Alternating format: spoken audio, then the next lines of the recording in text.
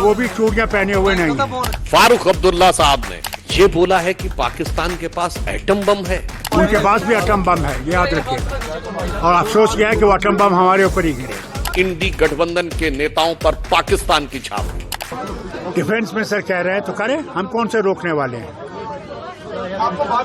हमें तो पहुंचेंगे नहीं।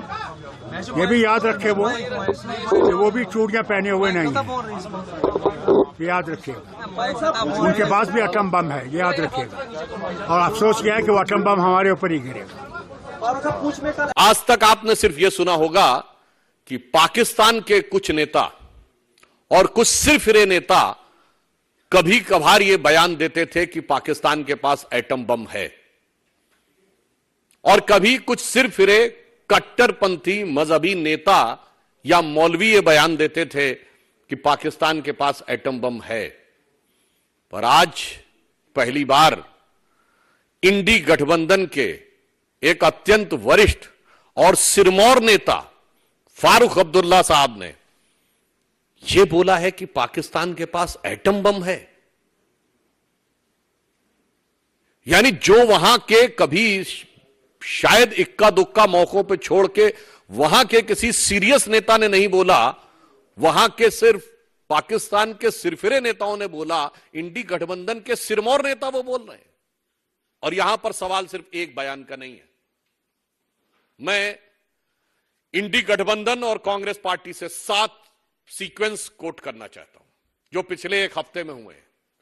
नंबर 1, पाकिस्तान के पूर्व मंत्री फवाद चौधरी इन लेटर एंड स्पिरिट ये बयान देते हैं कि बीजेपी की सरकार जानी चाहिए, मोदी हटना चाहिए, उसके बाद जो मर्जी होगा कर लेंगे। ये शब्दशः और भावशः वही है जो विपक्ष के नेता कहते हैं।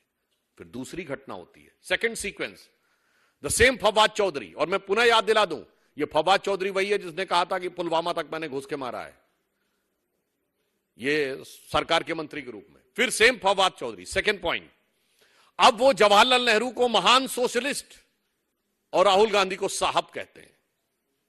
देन थर्ड सीक्वेंस, महाराष्ट्र में नेता प्रतिपक्ष विजय वडेट्टीवार 26/11 के हमले में, जिसमें कांग्रेस की सरकार ने भी पाकिस्तान को दोषी माना, और यह बात अंतरराष्ट्रीय एजेंसियों एफबीआई के इन्वेस्टिगेशन से लेके सब जगहों पर पाकिस्तान ही दोषी है।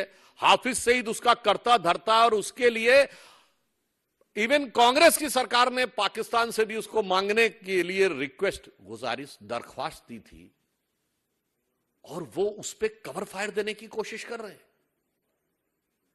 मुझे नहीं लगता है कि पाकिस्तान को ऐसा मॉरल कवर फायर कभी भारत के किसी नेता ने दिया होगा।